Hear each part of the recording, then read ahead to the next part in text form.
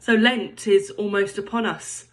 40 days and 40 nights that echo that time when Jesus was led into the wilderness by the Spirit and back out again. 40 days and nights that we are soon to set aside to hear the stories of Jesus' life that will take us through to Passiontide, Holy Week and on to Easter. During Lent, then, we've got an opportunity ahead of us to think about our own life alongside the life of Jesus, inviting inward transformation and then outward action. You'll know that in many languages, the word for Lent implies the number 40. Quaresma, Caressima, Carême, from the Spanish, cuarenta, the Italian, quaranta, and French, quarante.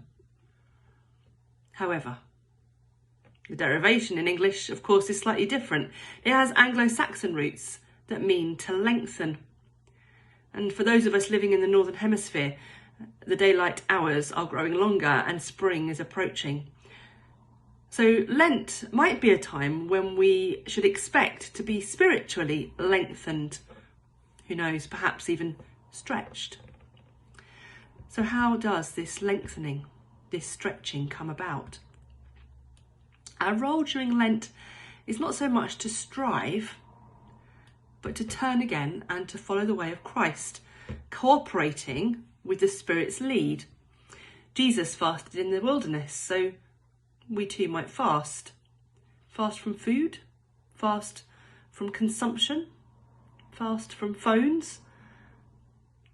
Fasting creates some space, and so we use that space prayerfully and thoughtfully and intentionally.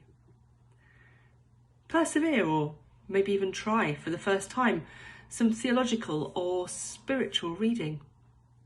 Commit to a series of Lent talks that might not be your thing.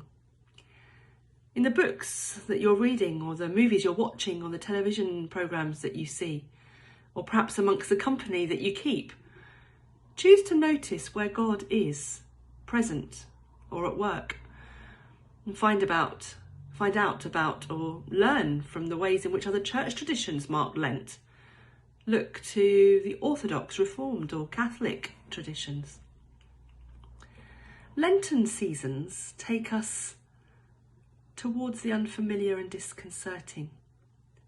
Places, circumstances, situations, experiences that are not necessarily of our own choosing. So we must expect our knowledge and our understanding and our experience of faith to be lengthened and stretched in these times.